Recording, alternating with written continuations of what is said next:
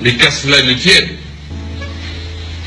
je vous appellerai Madame le Président de la Cour constitutionnelle par défaut. Parce que j'estime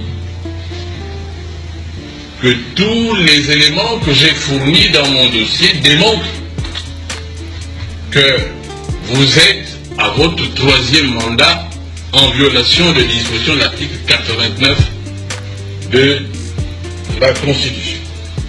Parce que, bien évidemment, il s'agit de Constitution, de son respect et de son application. Aujourd'hui, je vous dédie la qualité de membre de la Cour constitutionnelle et je vous dédie la qualité de statuer en ce moment. Je suis l'avocat de mademoiselle Onaïda Maïcha Bongo Ondimba, qui est la sœur d'Ali Bongo Ondimba, qui est l'actuel président de la République du Gabon, fils de l'ancien président Omar Bongo. Je voudrais préciser à l'attention de Madame le Président et Mesdames et Messieurs les membres de la Cour constitutionnelle que le dossier qui est entre vos mains concerne l'État et concerne la République gabonaise. Ce n'est pas un dossier d'Engono, comme certains peuvent le penser. La Constitution gabonaise dit que celui qui a acquis la nationalité gabonaise ne peut pas se présenter aux élections. Cet article veut également que si quelqu'un arrive à tromper la vigilance des organes chargés d'organiser les élections, et si on découvre après qu'il n'a pas d'origine gabonaise, qu'il a acquis la nationalité, son élection est immédiatement cassée. Donc, il faut bien rappeler aux uns et aux autres que cette entrevue avec vous n'est pas une entrevue politique. Nous ne le faisons pas dans l'intention de changer l'histoire du Gabon. Non, mais il s'agit de rétablir de temps en temps des pans de l'histoire du Gabon. Parce que certains d'entre nous sont encore vivants. Il ne faut pas oublier que nous avons vécu cette histoire, même si nous n'en parlons pas. C'est pour laisser aux uns et aux autres la libre intention avec leur conscience. Moi, pour ma part, je rappelle que j'ai joué avec Alain et Albertine Bongo dans les jardins de la présidence alors que mon père Léomba était encore vivant. J'ai retrouvé Albertine Bongo en 1975 lors de mes premières vacances au Gabon. Leur père était déjà président. Alors cette histoire de Biafrais ou pas Biafrais nous surprend énormément parce que jusqu'en 1967, personne au Gabon n'avait entendu parler de la guerre du Biafra. C'est dans ce sens, comme a dit mon neveu tout à l'heure, nous sommes tous disposés à instruire un peu plus sur ce pan de l'histoire de l'actuel président de la République qui est pour moi, mon neveu, pour eux, leur frère, et nous nous sentons un peu frustrés, nous nous sentons mal à l'aise de voir l'un des nôtres traîner régulièrement dans la boue et traîner son père, qui a été notre frère, dans la boue. Nous nous sentons très mal à l'aise et c'est pourquoi nous nous sommes permis de sortir de ce mutisme pour une fois. Les enfants du président Bongo sont venus à Alès. Dans un premier temps, il y a eu Ali, il y a eu Amissa et Pascaline, ainsi que Christian Bongo, qui était aussi avec nous, l'enfant du président Léomba, et leur tante Florence. Je pense que Florence doit être décédée il y a quelques années. Ceux qui détiennent l'histoire du président actuel, Ali Bongo Ondimba, sont en France. Parce qu'il y a des familles qui sont là-bas. Nous étions dans une très très grande famille qui nous a reçus, la famille Land. La famille Land. La famille Land se trouvait exactement, ils habitaient à Chantilly, 7 rue Voltaire, là où nous étions tous dans ce pensionnat. Et dans la famille Land, si les investigations peuvent être faites, parce que nous sommes en contact avec cette famille. Il y a Daniel et Paul Aimé qui sont des pasteurs, qui sont devenus pasteurs, et Olivier qui s'occupe des personnes âgées, et Betty, la nièce de mademoiselle Perret, qui est toujours là-bas et qui accueille toujours des jeunes Gabonais. Je confirme ici que Ali Bongo Ondimba est le fils du président Bongo Ondimba. Je le confirme ici, parce que je n'ai jamais entendu mon père dire le contraire, Léomba dire le contraire, ma mère dire le contraire.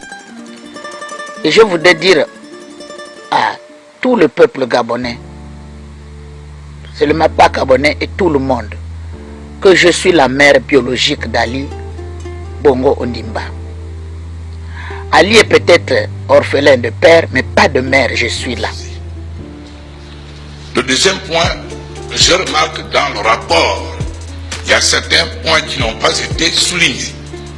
J'avais souligné dans mes documents, et je les ai joints d'ailleurs, que l'article, le journal La Une, a soulevé un point suffisamment important. Ce journal, vous avez ces éléments dans le dossier, signale que le dossier Ali Bongo à la Sénat avait des incohérences. Dans certains documents, sa date de naissance était le 9 juillet. Dans d'autres documents, sa date de naissance était le 10 juillet.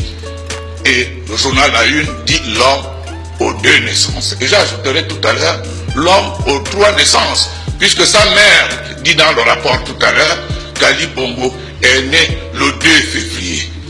Quel est cet homme qui est né 3 fois? Vous aurez en apprécié. Ce document, vous l'avez certainement reçu.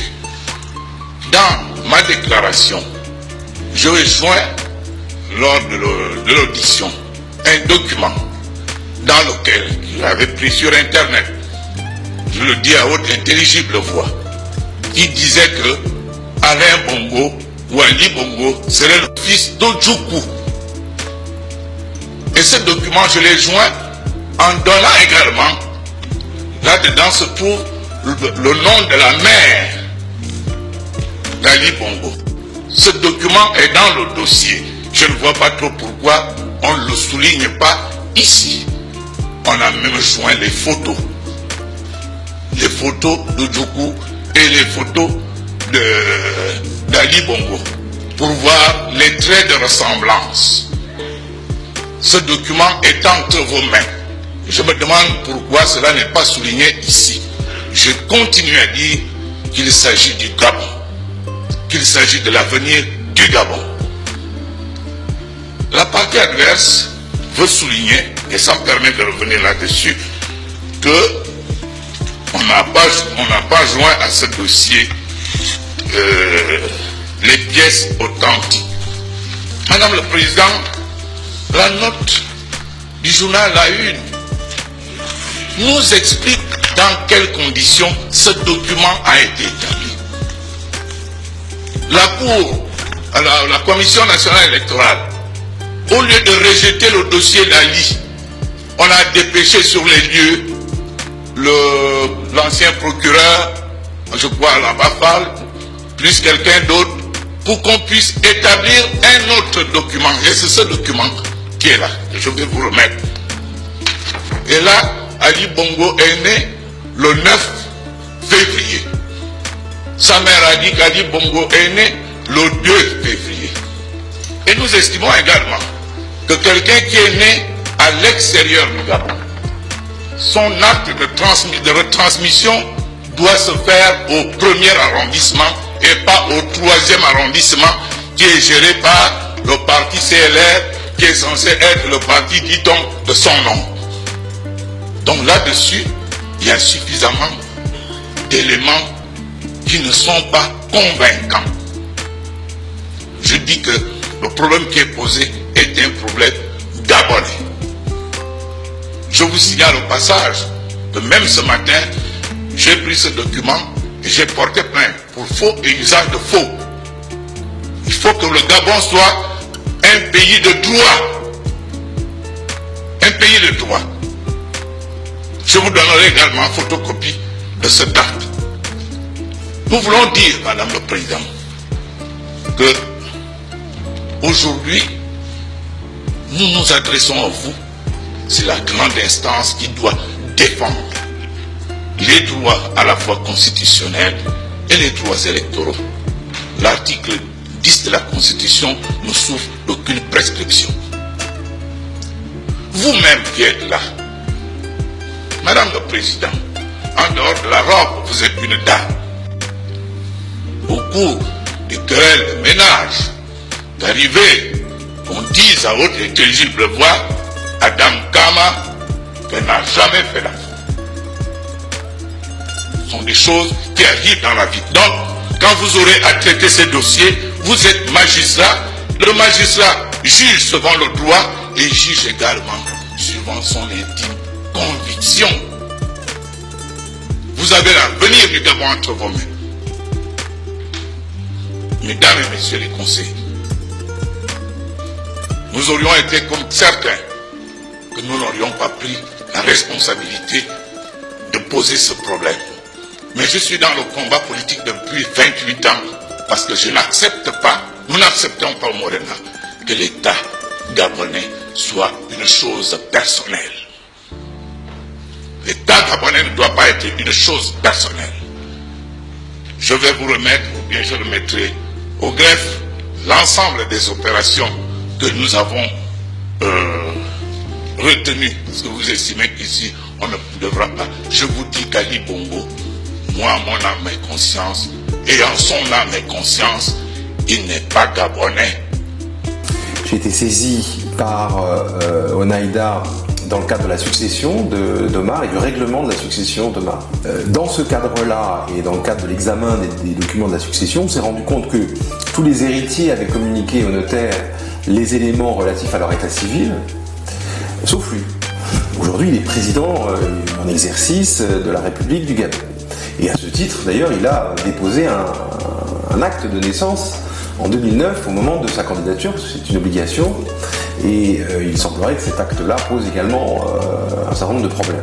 Vous avez 3 actes d'état civil qui circulent au jour où nous parlons, celui de 2009, qu'il a déposé lui-même pour se présenter à la magistrature suprême, celui qui a été publié par le journal Le Monde, qui est censé émaner de la présidence de la République également, et puis le dernier, celui que nous avons pu récupérer à Nantes. Je vous laisse observer la chose. On voit bien que c'est pas du tout la même signature. L'un est nécessairement faux. On ne voit pas comment Omar Bongo aurait pu signer au même moment de manière aussi différente. Voilà. Bon là, après, vous avez toutes les différences entre les deux actes eux-mêmes. La couleur de l'encre, déjà, ici c'est de l'encre bleue, ici c'est de l'encre noire. Vous avez des différences sur le contenu. Numéro 47 du 10 février 1959. Ici, c'est du 10 février 59. Après, vous avez les mots eux-mêmes qui sont coupés à un endroit et qui ne sont pas à l'autre. Ici, de sexe masculin, vous le trouvez sur la 3e ligne. Ici, sur la 3e ligne, il est coupé, il se retrouve sur la 4e. Franceville, ici, se trouve sur la 4e ligne en entier. Et ici, Franceville se trouve coupé entre la 4e et la 5e ligne. Il y a une autre chose extrêmement troublante sur ces deux actes-là. C'est que Dominique Ngalakanda, qui est censé être l'officier d'état civil qui signe ces deux actes. Déjà, il ne les signe pas, premièrement. Mais surtout, M. Ngalakanda n'est plus à Brazzaville en 1959. Donc on ne voit pas comment il aurait pu signer ces actes-là. Les enjeux pour nous, dans le cadre de ce dossier, sont des enjeux financiers, des enjeux privés de règlement d'une succession. Voilà. Nous, on cherche ce document et la vérité de la filiation, comme on cherche les autres documents qui concernent la succession. L'autre enjeu est effectivement un enjeu politique, mais celui-là, à la limite, ne nous concerne pas nous directement, mais concerne plutôt le débat politique au Gabon aujourd'hui, à l'aube d'une nouvelle campagne électorale, puisque les élections sont prévues, je crois, au mois d'août ou au mois de septembre 2016 prochain.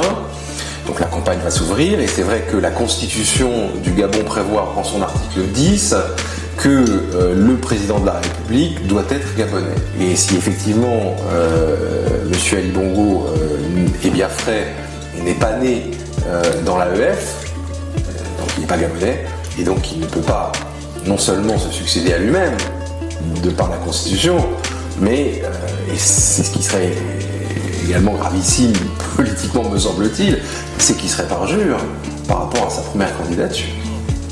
Je sais, je l'ai dit que si aujourd'hui je meurs, je sais qui m'a tué. Et je le sais, et je dirai un jour. Mais moi je ne veux pas mourir, mais ne te promène plus. Comment ça? Je vais me promener. Donc le problème est simple. Nous avons parlé des choses correctes. Moi je parle des choses correctes. Il faudrait absolument que moi je vive bien. Parce que j'ai réalisé des choses dans ce pays. Je me suis battu. J'étais l'un des rares après un avion pour aller prendre les enfants biafrais au Biafra, au Nigeria. L'avion atterrit avec des torches, des lumières de voiture. J'ai pas vu les gens à ce niveau pour faire la politique. On a amené ces enfants ici pour les amener à Mélène. Qu'on le comprenne. Mais n'importe qui ne peut pas venir ici pour dire qu'il va commander comme ça. Sans la légitimité, sans la légalité. Ça ne marche pas. Et ça ne marchera pas. Moi, je suis candidat. Quel crime j'ai commis? Parce que je suis candidat aux élections présidentielles. Le Gabon, c'est mon pays. Et je dirais, Ali n'est pas gabonais. C'est un fils adoptif. Il n'est pas...